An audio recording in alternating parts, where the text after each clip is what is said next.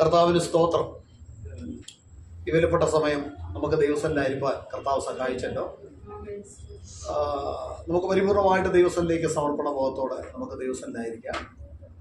പ്രാർത്ഥന കേൾക്കുന്നവനായുള്ളവയെ സകല ജഡവും നിന്റെ അടുക്കലേക്ക് വരുന്നു. നമ്മുടെ പ്രാർത്ഥനയ്ക്ക് ദൈവം മറുപടി നൽകും. നമ്മൾ പ്രതീക്ഷിക്കുന്ന നിലയിൽ ആയിരിക്കില്ല. നമ്മൾ പ്രതീക്ഷിക്കുന്നത് നമ്മുടെ വ്യക്തി താല്പര്യങ്ങൾക്ക് വേണ്ടിയുള്ള പ്രാർത്ഥനയാണ് നമ്മൾ ഏറ്റവും കൂടുതൽ ചെയ്യുന്നത്. പക്ഷെ ദൈവം നോക്കുമ്പോൾ നമ്മുടെ വിശ്വാസത്തിൻ്റെ നിലനിൽപ്പും നമ്മളെ അക്കരെ കൊണ്ടെത്തിക്കുക എന്നുള്ള ലക്ഷ്യത്തോടെയാണ് ദൈവത്തിൻ്റെ നമുക്ക് വേണ്ടിയുള്ള കരുതൽ. അതാണ് കർത്താവ് നന്മയല്ലാതെ തിന്മയൊന്നും ചെയ്യില്ല എന്ന് വിശുദ്ധ ബൈബിൾ നമ്മെ പഠിപ്പിക്കുന്നത്. ഇന്ന് നമ്മൾ വായിച്ച തിരുവചനത്തിൽ ദാവീദിൻ്റെ ഒരു സങ്കീർത്തനമാണ്. യഹോവേ, എൻ്റെ വാക്കുകൾക്ക് ചെവി തരണമേ, എൻ്റെ ധ്യാനത്തെ ശ്രദ്ധിക്കണമേ.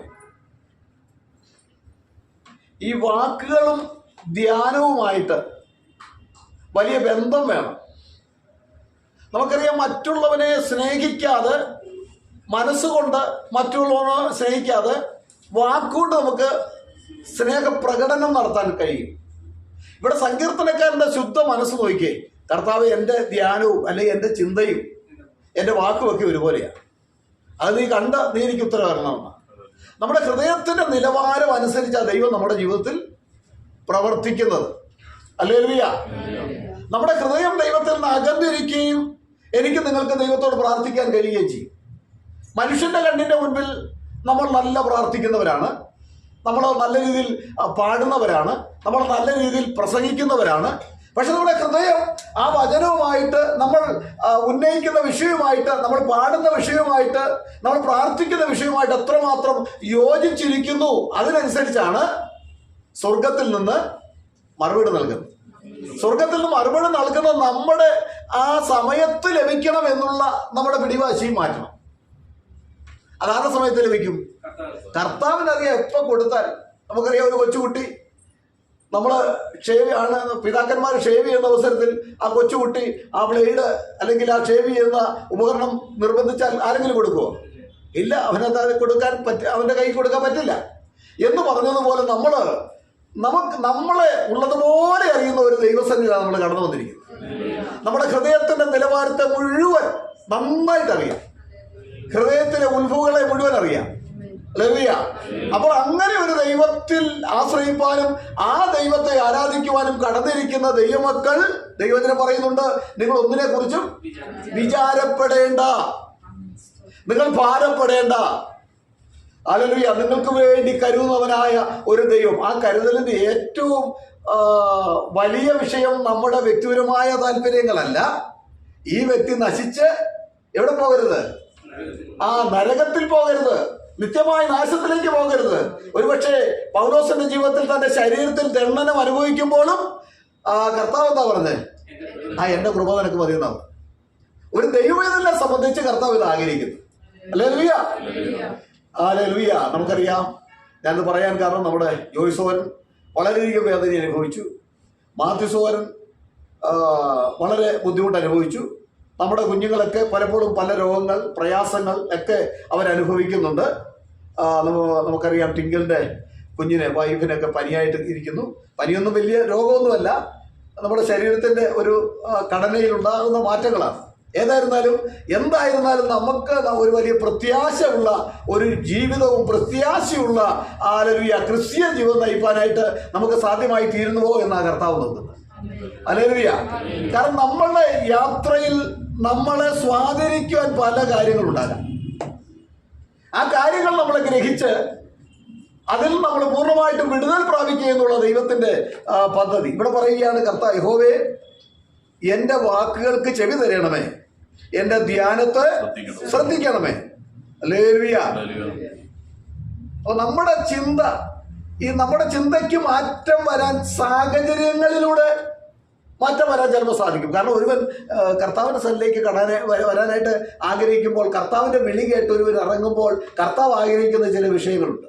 നമ്മൾ ഉൽപ്പത്തി പുസ്തകം 12-ാം അധ്യായം എടുത്ത്, ഉൽപ്പത്തി പുസ്തകം 12-ാം അധ്യായം നമുക്കറിയാവുന്ന വാക്യം തന്നെയാണ് കേട്ടോ.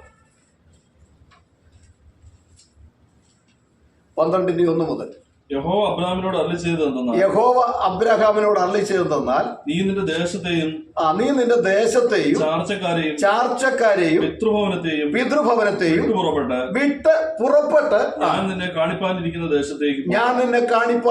ദേശത്തേക്ക് പോകാം. ഞാൻ നിന്നെ വലിയൊരു ജാതിയാക്കും. നിന്നെ അനുഗ്രഹിച്ച് നിന്റെ പേർ വലുതാക്കും. ഇവിടെ നോക്കിയേ, ദൈവം കൊടുക്കുന്ന വാഗ്ദത്തത്തിൽ ഏറ്റവും പ്രധാനപ്പെട്ട ഒരു സംഗതി എന്താ? ഞാൻ നിന്നെ വലിയൊരു ജാതിയാക്കും. എന്താ അതിന്റെ കാരണം? തന്റെ ഹൃദയത്തിന്റെ അന്തർഭാഗത്ത് നിരന്തരം അലട്ടിക്കൊണ്ടിരിക്കുന്ന ഒരു പ്രശ്നമായിരുന്നു എന്താ? മക്കളില്ല എന്നുള്ള വേദനയാൽ താൻ നിരന്തരം മുൻപോട്ട് പോകുന്നുണ്ടായിരുന്നു. ഒരുപക്ഷെ ആരോടും അത് പറഞ്ഞില്ല എന്ന് വന്നേക്കാം, എങ്കിലും ഒരിക്കലും അത് തുറന്നു പറഞ്ഞു. അല്ലേ? ഇതിന്റെ എല്ലാ അവകാശികൾ ആരാ? എലയാസറാണ്. ഉടനെ കർത്താവ് എന്താ കൊടുത്ത വാഗ്ദത്തം? ആ വേദന നമുക്കറിയാം. ഇന്ന് ലോകത്തിൽ പല മേഖലകളിലും ധാരാളം പ്രവാചകന്മാരുണ്ട്. ധാരാളം പ്രവാചകന്മാർ രംഗത്ത് വരുന്നുണ്ട്. ഈ പ്രവാചകന്മാരുടെയൊക്കെ ഞാൻ പരിശോധിച്ചിട്ടുണ്ട് കേട്ടോ. അവരെ പരീക്ഷിക്കാൻ പോയതല്ല, ബൈബിൾ പരീക്ഷിക്കാൻ പറയുന്നുണ്ട്. ഏതാ? പ്രവചനം നിങ്ങൾ തുച്ഛീകരിക്കരുത്. പിന്നെ അപ്പോസ്തലന്മാരല്ലാതിരിക്കുക, അപ്പോസ്തലന്മാരെന്ന് കളവായി പറയുന്നവരെ നിങ്ങൾ പരീക്ഷിച്ച് അറിഞ്ഞത് എനിക്കിഷ്ടമായെന്നാ പറയുന്നത്. അതുപോലെ നമുക്കറിയാം, നിങ്ങൾ പ്രവാചകന്മാരെ നിങ്ങൾ എന്ത് ചെയ്യണമെന്നാ? പ്രവാചകന്മാരെ നിങ്ങൾ പരിശോധിച്ച്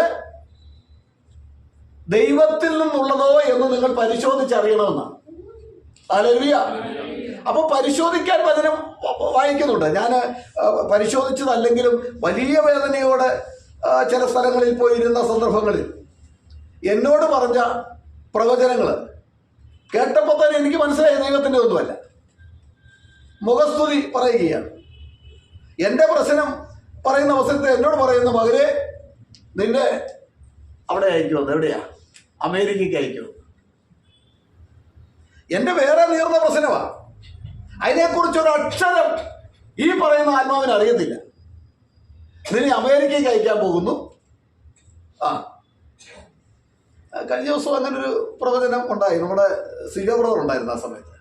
സിജോ ബ്രദർ പറഞ്ഞ ഭാഷ അത് ആ ദൈവത്തിൻ്റെ ആത്മാവിൻ്റെ ആണെന്ന് എനിക്ക് തോന്നുന്നു. എൻ്റെ വീട്ടിൽ വെച്ചാണ് ഒരു പ്രവചനം ഉണ്ടായി. അദ്ദേഹം എന്നോടാണ് പറയുന്നത്, ഞാൻ ഇന്നടുത്ത് അയക്കാൻ പോകുന്നു. അയക്കാന്ന് പറഞ്ഞാൽ ഒരു കല്യാണത്തിൻ്റെ വിഷയത്തോടുള്ള ബന്ധം എനിക്ക് അവിടെ പോകണം. പക്ഷെ അത് നമ്മൾ ചിന്തിക്കേണ്ട ദൈവത്തിൻ്റെ അത് നമ്മുടെ ലക്ഷ്യമെന്ന് പറഞ്ഞാൽ എന്താണ്? അപ്പൊ നമ്മുടെ യഥാർത്ഥ വേദന അവിടെ ഒന്നും പറയുന്നില്ല, അത് മൂടി വെച്ചിരിക്കുക. എനിക്ക് പലരെ അറിയാം. ഞാൻ പറഞ്ഞതല്ല, നമ്മുടെ ഒരു വീട്ടിൽ നിരന്തരം ഒരു പ്രവാചകി വരുമായിരുന്നു. യഥാർത്ഥ പ്രശ്നമോ യഥാർത്ഥ വേദനയോ ഒന്നും പറയാനൊന്നും അവർക്ക് കഴിഞ്ഞിട്ടില്ല. ഇവിടെ ദൈവം നമുക്കറിയാം. പലപ്പോഴും നമ്മൾ പറയാറുള്ള ഒരു ഉദാഹരണം, ഒരു വലിയ ആക്സിഡന്റ് ഉണ്ടായി. നമ്മൾ ചിന്തിക്കുക, ഈ ആക്സിഡന്റിൽ വലിയ മുറിവ്, ഹാർട്ടിൻ്റെ അവിടെ അല്ലെങ്കിൽ വയറിൽ എല്ലാം കീറി വളരെ ബ്ലഡ് ഇങ്ങനെ ഒഴുകിക്കൊണ്ടിരിക്കുകയാണ്. അപ്പോൾ ആ വീഴ്ചയിൽ തൻ്റെ കാലിൻ്റെ മുട്ടിൻ്റെ തൊലി പോയിട്ടുണ്ട്, വിരലിൻ്റെ തൊലി പോയിട്ടുണ്ട്, ശരീരത്തിൽ അവിടെയൊക്കെ സംഭവിച്ചിട്ടുണ്ട്. ഒരു വിദഗ്ധനായിട്ടുള്ള ഡോക്ടർ ആശുപത്രിയിലേക്ക് കൊണ്ടുചെല്ലുമ്പോൾ അദ്ദേഹം ആദ്യം ആ ചെറിയ മുറിവുകളെല്ലാം കഴുകി വൃത്തിയാക്കി മരുന്ന് വെച്ച് ഇങ്ങനെ ഒരു 10-20 മുറിവുകളുണ്ടെന്ന് വെച്ചു, തൊലിയെല്ലാം പോയത്. അതെല്ലാം മരുന്ന് വെച്ച് കഴിഞ്ഞിട്ട് ഒടുവിലാണ് ഈ വലിയ മുറിവിന് മരുന്ന് വെക്കാൻ അല്ലെ അതിനു വേണ്ടി ശ്രദ്ധിക്കുന്നെങ്കിൽ എന്തായിരിക്കും സ്ഥിതി? ആൾ മരിച്ചു. ഡോക്ടർ ഒരു ബോധവാനായിരിക്കുന്ന വിവേകമുള്ളൊരു ഡോക്ടർ ഈ വാർന്നൊഴുകിക്കൊണ്ടിരിക്കുന്ന ഈ ബ്ലഡ് ഇങ്ങനെ ഒഴുകിക്കൊണ്ടിരിക്കുന്ന ഈ വലിയ മുറിവിനെ ആദ്യം ചികിത്സിക്കും. അല്ലേ? നമ്മുടെ അബ്രഹാമിനെ സ്വർഗം ഇടപെട്ട നിമിഷത്തിൽ ആദ്യം പറഞ്ഞ വാക്കെന്താ? ഞാൻ നിന്നെ വലിയൊരു ജാതിയാക്കുമെന്ന്. എന്ന് പറഞ്ഞാൽ നിന്റെ ഹൃദയത്തിൽ അനവധി കാലങ്ങളായി നിന്നെ അലട്ടിക്കൊണ്ടിരിക്കുന്ന വേദന ഞാൻ മാറ്റാൻ പോകുന്നു, അതിന് മാറ്റം വരാൻ പോകുന്നു എന്നാ സ്വർഗം പറഞ്ഞത്. ഹല്ലേലൂയ. പിന്നെ ദൈവം ഒരു കാര്യം പറയുമ്പോഴേ ദൈവത്തിൻ്റെ ഒരു പദ്ധതിയുണ്ട്. ദൈവത്തിന്റെ പദ്ധതി എന്ന് പറയുന്നത് നമ്മളെക്കുറിച്ചുള്ള ദൈവത്തിന്റെ പദ്ധതി, അത് തിരിച്ചറിയണം. അല്ലേ? നമ്മളെക്കുറിച്ചുള്ള വിളി ഒന്ന് തിരിച്ചറിയാൻ വേണ്ടി ചില പ്രയാസങ്ങളിലൂടെ ഒക്കെ ദൈവം നമ്മളെ കടത്തിവിടുകയാണ്. പ്രയാസങ്ങളിലൂടെ കടത്തിവിടുക എന്ന് പറഞ്ഞാൽ ഇന്ന് ഞാനൊരു ഉദാഹരണം പറയാം. ഇന്നലെ മിനിഞ്ഞാന്ന് ഞാനും നമ്മുടെ ജോസ് വൈസ് മാഷും തൻ്റെ ഭാര്യയും കണ്ണൂര് സുവിശേഷവേദിയിലുള്ള ബന്ധത്തിൽ പോയി. 26-ാം തീയതിയാണ് അദ്ദേഹം ബുക്ക് ചെയ്തിരിക്കുന്നത്. 26-ാം തീയതി രാത്രി ഞങ്ങൾക്കെല്ലാം ബുക്ക് ചെയ്തു, ട്രെയിൻ ബുക്ക് ചെയ്തു. അപ്പോൾ എന്നോട് പറഞ്ഞു, പക്ഷേ എറണാകുളത്തു നിന്ന് കയറിക്കോ, കോട്ടയത്തു നിന്ന് ഞാൻ ബുക്ക് ചെയ്തിട്ടുണ്ടെങ്കിൽ സാരമില്ല, എറണാകുളത്ത് നിന്ന് കയറിക്കോളാം. ഞാൻ രാത്രി നമ്മുടെ അനിയത്തിയുടെ മകൻ ജോസഫിൻ്റെ ബൈക്കിന് രാത്രി ഒരു 10 മണിയായപ്പോൾ 2 മണിക്കൂർ നേരത്തെ വന്നിരുന്നാലും കുഴപ്പമില്ലല്ലോ.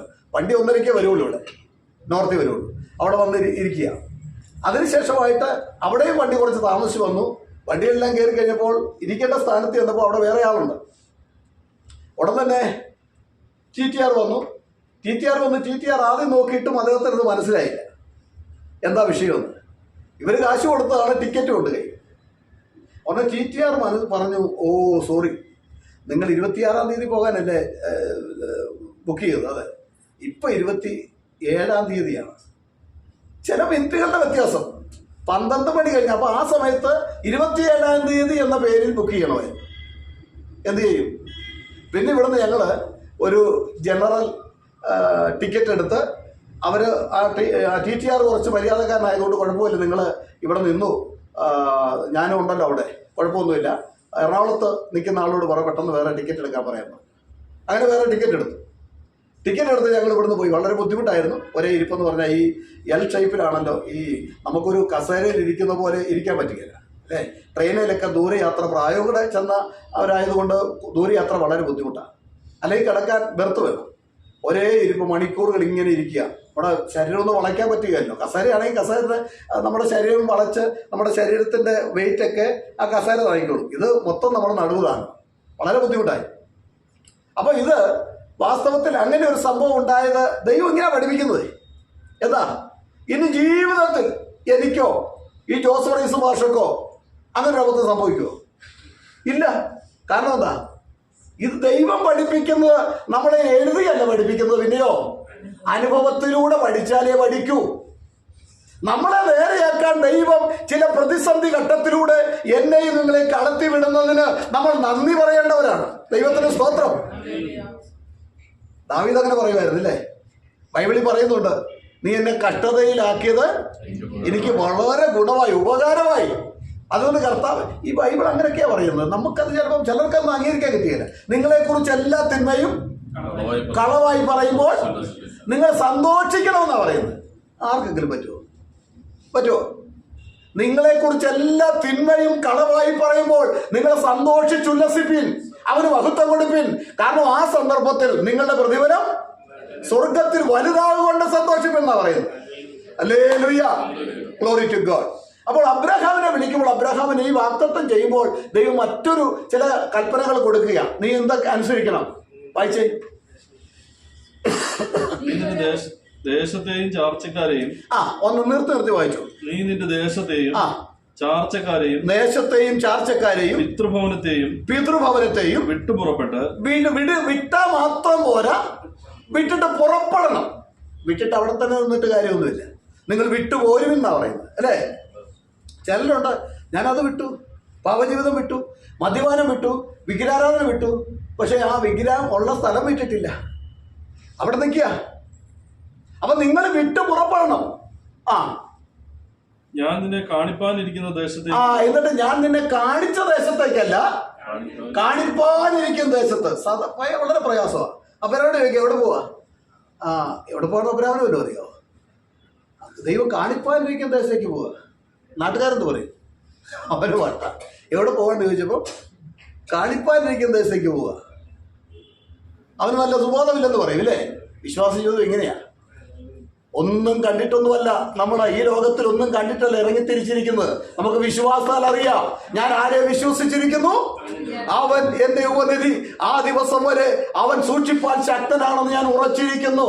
കാണിപ്പാനിരിക്കുന്ന ദേശത്തേക്ക് യാത്ര ചെയ്യുന്നവരാണ് ഞാനും നിങ്ങളും. അതുകൊണ്ടല്ലേ നമ്മൾ പാട്ട് പാടുന്നത്, സിയോൻ സഞ്ചാരി ഞാൻ പോകുന്നു കുരിശിന്റെ പാതയിൽ. സിയോൻ സഞ്ചാരി ഞാൻ, യേശുവിൽ ചാരി ഞാൻ പോകുന്നു കുരിശിന്റെ പാതയിൽ. മോക്ഷയാത്രയാണിത് ഞാൻ നടപ്പത്, കാഴ്ചയാലെ അല്ല വിശ്വാസത്താലെയാ. ആമേൻ. മോക്ഷയാത്രയാണി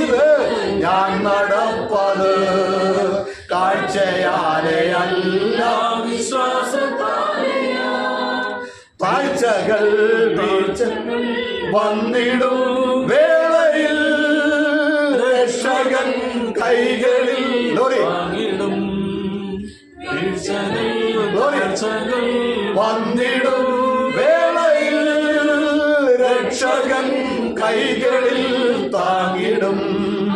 സിയോൻ സഞ്ചാരിയ യേശുവിൽ ചാരിയാൻ പോകുന്നു കുരിശിന്റെ പാതയിൽ. സിയോൻ സഞ്ചാരിയ യേശുവിൽ ചാരിയാൻ പോകുന്നു കുരിശിന്റെ പാതയിൽ. ഹല്ലേലൂയ. നമ്മളെല്ലാം സിയോൻ സഞ്ചാരികളാണ്, മോക്ഷത്തിലേക്ക് യാത്ര തിരിക്കുന്നവരാണ്. അപ്പൊ നമ്മളെ കുറിച്ചുള്ള ദൈവത്തിന്റെ പദ്ധതി നമ്മൾ ഗ്രഹിക്കുവാൻ ചിലപ്പോൾ ചില പ്രയാസം തോന്നും. അത് നമ്മളുടെ വിശ്വാസം എങ്ങനെയുണ്ടെന്ന് നമ്മളെ തന്നെ ഒന്ന് ഉറപ്പിക്കാൻ വേണ്ടിയുള്ള ദൈവത്തിന്റെ പല പ്രവർത്തികളുണ്ട്. ഇവിടെ അബ്രാഹാമിനോട് പറഞ്ഞത് എന്തുവാ?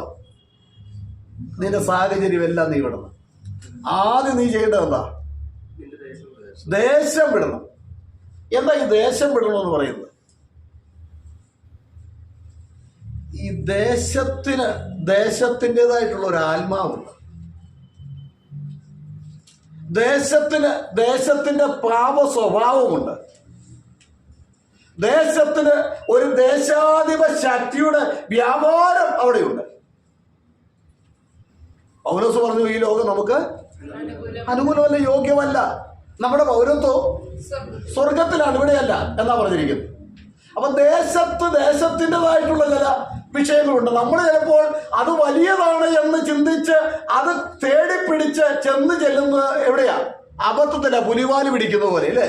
പുലിവാല് പിടിച്ച് കഴിഞ്ഞാൽ ഈ പുലിയുടെ വാലിങ്ങനെ നീക്കുക, നല്ല മനോഹരമായിട്ടുള്ള ഇരിക്കുകയാണ്. പെട്ടെന്ന് മനസ്സിലാക്കാത്ത ഒരുവൻ അത് അനങ്ങാതെ പുലി ഇര പിടിക്കാൻ ഇരിക്കുമ്പോൾ ചെന്ന് പിടിച്ചത് ഒരു വടിയാണെന്നുകൊണ്ട് ചെന്ന് പിടിച്ചാൽ എന്താ? കടിക്കുകയല്ല, പെട്ടെന്ന് കടിക്കാൻ തിരിയുമ്പോഴാണ് ഇത് പുലിയാണെന്ന് മനസ്സിലാകുന്നത്. വിട്ട് കഴിഞ്ഞാൽ കടി കിട്ടും. പിന്നെ എന്ത് ചെയ്യണം? ഈ പുലി എവിടെയൊക്കെ പോകുന്നോ അതിന്റെ പുറകെ ഇങ്ങനെ പിടിച്ചോണ്ട് പോകണം. പുലിവാല് പിടിക്കുക എന്ന് പറയും അല്ലേ?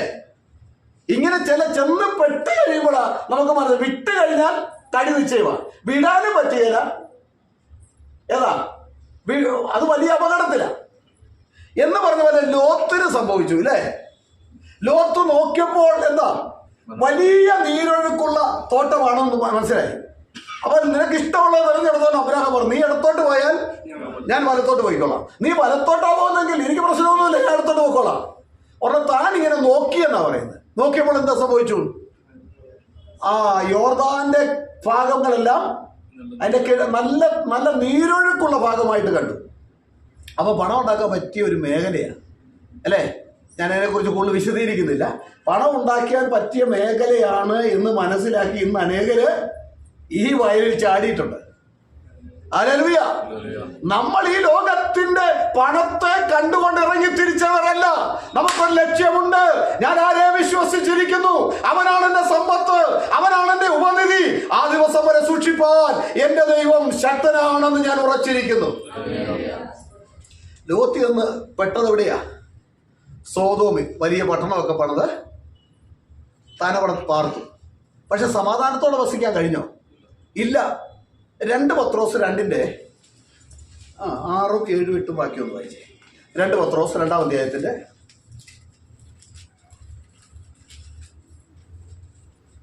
ഹല്ലേലൂയ. സോദോം ഗൊമോറ എന്ന പട്ടണങ്ങളെ ഭസ്മീകരിച്ച് ഉന്മൂലനാശത്തിൽ ന്യായം വിധിച്ച് മേലാൽ ഭക്തി കെട്ട് നടക്കുന്നവർക്ക് ദൃഷ്ടാന്തമാക്കി വെക്കുകയും അധർമ്മികളുടെ ഇടയിൽ വസിച്ചിരിക്കുമ്പോൾ നാൾതോറും അധർമ്മ പ്രവൃത്തി കണ്ടും കേട്ടും തന്റെ നീതിയുള്ള മനസ്സിൽ നോക്കണേ, ശ്രദ്ധിക്കണേ, തന്റെ നീതിയുള്ള മനസ്സിൽ നൊന്ത് അവരുടെ ദുഷ്കാമ പ്രവൃത്തിയാൽ വലഞ്ഞുപോയ നീതിമാനായ ലോത്തിനെ വിടുവിക്കുകയും ചെയ്തു. അപ്പം ഓരോ ദേശത്തിന്റെ സ്വഭാവം മനസ്സിലാക്കിയോ? ഇവിടെയുള്ള കുഴപ്പം എന്തായിരുന്നു? ദൈവം ഒരു വ്യവസ്ഥ വെച്ചിട്ടുണ്ട്. ആ വ്യവസ്ഥ വിട്ടുള്ള പ്രവൃത്തിയാണ്. ഇന്ന് പല രാജ്യങ്ങളും അത് അംഗീകരിച്ചു കൊടുത്തിട്ടുണ്ട്. നമ്മുടെ കേരളത്തിലും പല സംഭവങ്ങൾ നമ്മൾ കേട്ടിട്ടുണ്ട്. ദൈവ വ്യവസ്ഥ വിട്ട് വിവാഹം കഴിക്കാം. ആണാണോടും പെണ്ണ് പെണ്ണോടും അത് ദൈവം ഏറ്റവും വെറുക്കുന്ന ഒരു സംഗതിയാണ്.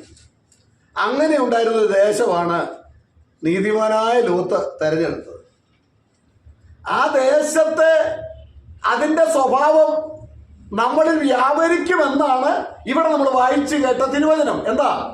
ലോത്ത് വലഞ്ഞു പോയി. എങ്ങനെ വലഞ്ഞു? കണ്ടും, ഇത് നേരിട്ട് കണ്ടിന്റെ മുമ്പിൽ കാണുക, കണ്ടും കേട്ടും വലഞ്ഞു പോയ നീതിമാൻ എന്ന് പറഞ്ഞാൽ ഇത് നമ്മളിൽ കയറരുത്.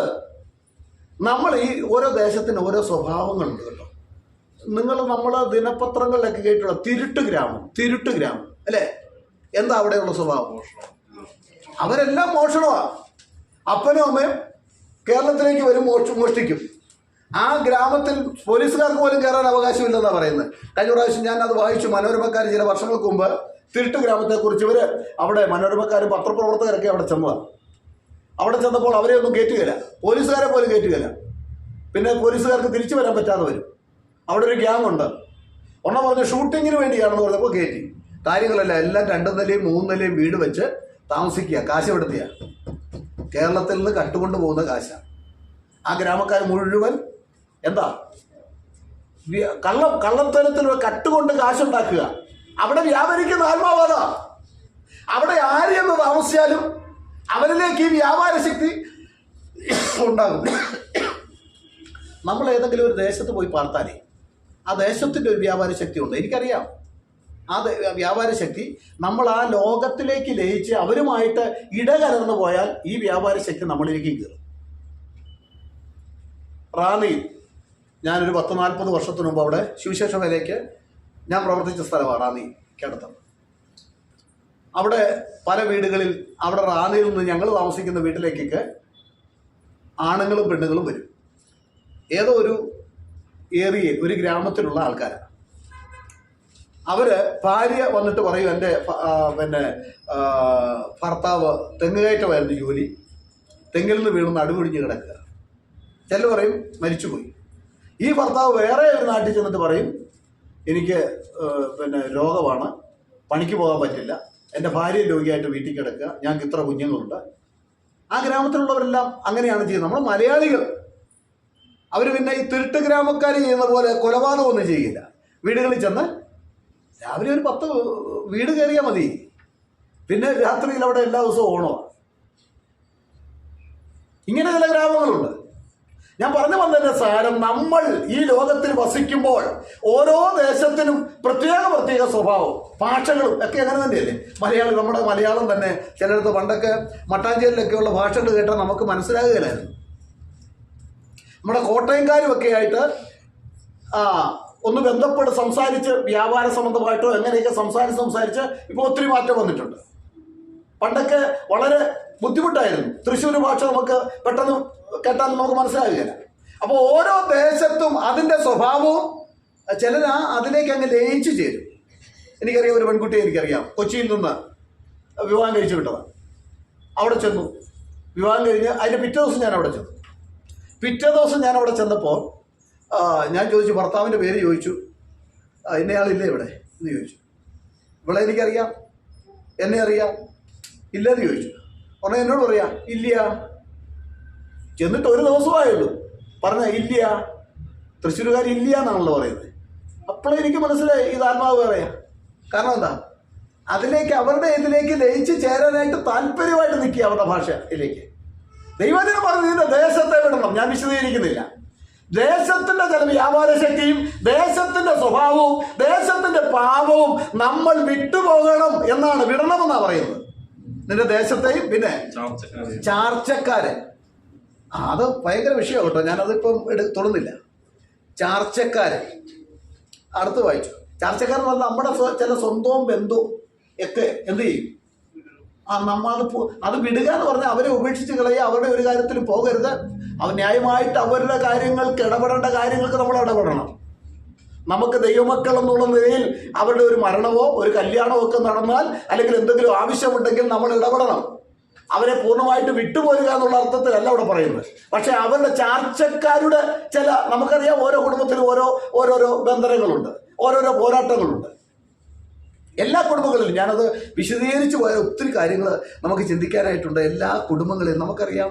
ഞാൻ താമസിച്ച വീടിനടുത്ത് ഒരു കുടുംബമുണ്ട്. അവരുടെ അപ്പൻ മരിച്ച് അവരതിൻ്റെ ഒരു കർമ്മം നടത്തിക്കൊണ്ടിരിക്കുമ്പോൾ യാതൊരു വിധത്തിലും മിമിക്സ് പരേഡിനൊന്നും പോകാത്ത, അല്ലെങ്കിൽ മിമിക്രി ഒന്നും അറിയാത്ത ഒരു പയ്യൻ, ഈ അപ്പൻ കൊച്ചു പയ്യനാ, അപ്പൻ്റെ അതേ രീതി നടന്ന് ഒരു തോർത്തൊക്കെ ഇട്ടുകൊണ്ട് നടന്നു വന്ന് അപ്പൻ്റെ അതേ സ്വരത്തിൽ സംസാരിക്കുക. ഉടൻ തന്നെ എല്ലാവരും അയ്യോ അപ്പം വന്നു എന്ന് പറഞ്ഞ് പ്രായമുള്ള ആ കൊച്ചിൻ്റെ അപ്പനും അമ്മമാരെല്ലാം ചെന്ന് ഇങ്ങനെ കൈകൂപ്പി നിൽക്കുക കുഞ്ഞിൻ്റെ അടുത്ത്. എന്താ ഈ അപ്പനെ പോരാനെ നമുക്കറിയാം, ആരെങ്കിലും മരിച്ചു കഴിഞ്ഞാൽ അവരുടെ ആത്മാവ് ഇവിടെ ഇല്ല. ദൈവമക്കളാണെങ്കിൽ അവർ ക്രിസ്തുവിനോടുകൂടെ ദൈവത്തിൽ മറഞ്ഞിരിക്കുന്നു. ലോകജാതികളാണെങ്കിലോ അവര് പാതാളത്തിൽ അവരുടെ ആത്മാവ് എന്താ ആ ധനവാൻ നിലവിളിക്കുന്നുണ്ട് കേട്ടോ. പക്ഷേ അവര് ബന്ധനത്തിലാ. കാരണം ദൈവത്തിന്റെ വചനം പറയുന്നത് എന്താ, മരിച്ചു പോയി കഴിഞ്ഞാൽ മനുഷ്യന്റെ ആത്മാവ് എന്താ, ഒന്ന് വായിച്ചേ സദൃശവാക്യം 12-ാം അധ്യായത്തിന്റെ സഭാപ്രസംഗി 12-ാം അധ്യായത്തിന്റെ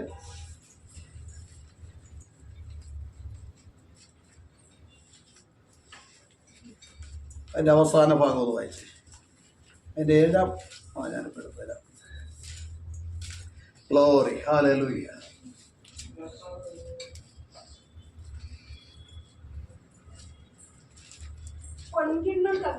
അതല്ല എന്തോ 7 പൊടി പണ്ടായിരുന്നത് പോലെ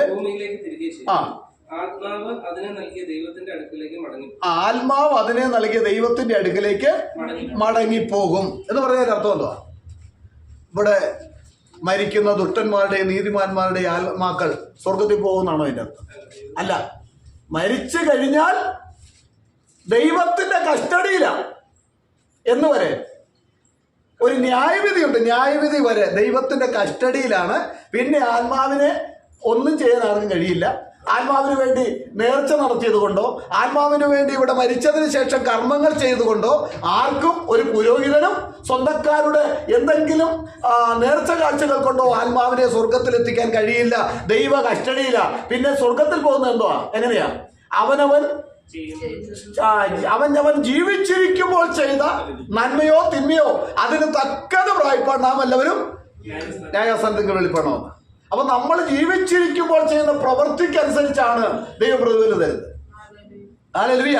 അപ്പോൾ ആത്മാവ് അതിനെ നൽകിയ ദൈവത്തിന്റെ അടുക്കിലേക്ക് പോകുന്നു പറഞ്ഞാൽ അവന്റെ കസ്റ്റഡിയിൽ, ദൈവത്തിന്റെ കസ്റ്റഡിയിലാണ്. ആ കസ്റ്റഡിയിൽ നിന്ന് വിടുവിക്കുവാൻ ഇവിടെ ഒരു വ്യക്തിക്കും, ഒരു സഭാ നേതാവിനും കഴിയില്ല. ഹല്ലേലൂയ.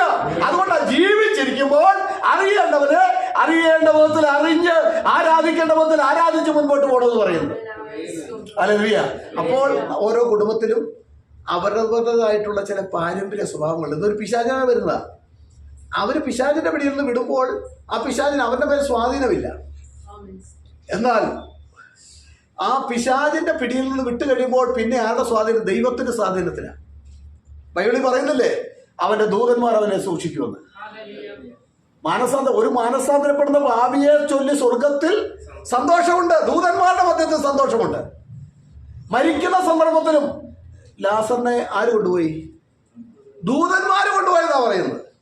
അപ്പൊ നമ്മൾ വിശ്വാസത്തിൽ വിശുദ്ധിക്ക് വേണ്ടി വേർപാടിന് വേണ്ടി നിൽക്കുമ്പോൾ നമ്മൾ ഭാരപ്പെടേണ്ട, നമ്മളെ പരിപാലിപ്പാൻ അവന്റെ ദൂതന്മാരെ അയച്ചിരിക്കും. അത് സ്വർഗത്തിലെ ദൈവത്തിന്റെ നിയമമാണ്, ദൈവത്തിന്റെ പദ്ധതിയാണ്. ഹല്ലേലൂയ. ചാർച്ചക്കാരെ പിന്നെ പിതൃഭവനത്തെ ഇവരെയൊക്കെ ഉപേക്ഷിക്കണമെന്നല്ല, വിടണമെന്ന് പറഞ്ഞാൽ ആ പിതൃഭവനത്തിന്റെ അത് നമുക്കതിനെ അറിയാമല്ലോ. നമ്മുടെ വീട്ടിൽ നമ്മുടെ കുഞ്ഞുങ്ങൾ വളർന്നു വരുമ്പോൾ എന്തെങ്കിലും വരിശവോ എന്തെങ്കിലും പിടിവാശി കാണിച്ചാൽ എന്ത് പറയും? തനി അപ്പൻ്റെ സ്വഭാവമാണ്. അപ്പൻ ഇത് തനി അപ്പൻ തന്നെയാണ് അല്ലേ? അത് അപ്പൻ്റെ അതേ സ്വഭാവം കണ്ടില്ലേ? ചിലരൊക്കെ എടുത്ത് പാത്രങ്ങളൊക്കെ വലിച്ചെറിഞ്ഞാൽ ഇനി വല്ലതും പറയാനുണ്ടോ? പാത്രമോ വല്ല കറി സാധനങ്ങളോ? ഒരു പാർട്ടി പണ്ട് പറയുന്നത് കേട്ടു, കറി വെച്ചു, പുള്ളിക്ക് നോക്കിയപ്പോൾ ഇഷ്ടമില്ല, ആ കറി അതോടുകൂടി ഭാര്യയുടെ തലയിലോട്ട് ഒഴിച്ചെന്നാവും. ഇതൊക്കെ ഏത് ആത്മാവാ? ദൈവത്തിന്റെ ആത്മാവല്ല. ഹല്ലേലൂയ. ഇതൊക്കെ കാണിക്കുമ്പോൾ എന്താ നമുക്ക് ചിലപ്പോഴൊക്കെ വരാറുണ്ടോ എന്നൊന്ന് ചിന്തിക്കുന്നതല്ലേ അല്ലേ? ഏതാ അപ്പന്റെ സ്വഭാവം?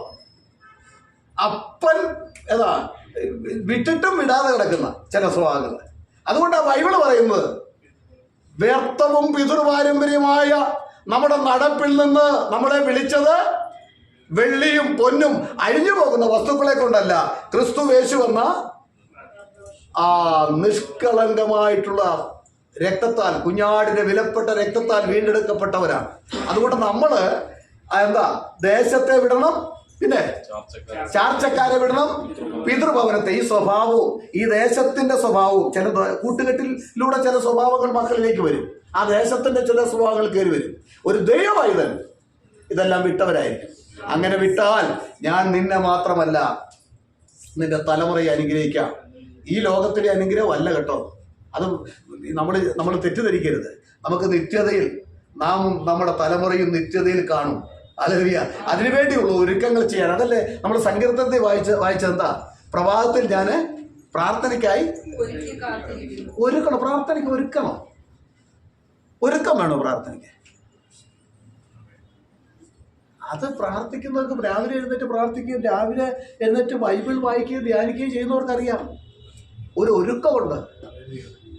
രാവിലെ ഇത് ചെയ്തേ പറ്റൂ, ഇതെനിക്ക് നിർബന്ധമാ എന്നുള്ള ഒരുക്കമില്ലേ?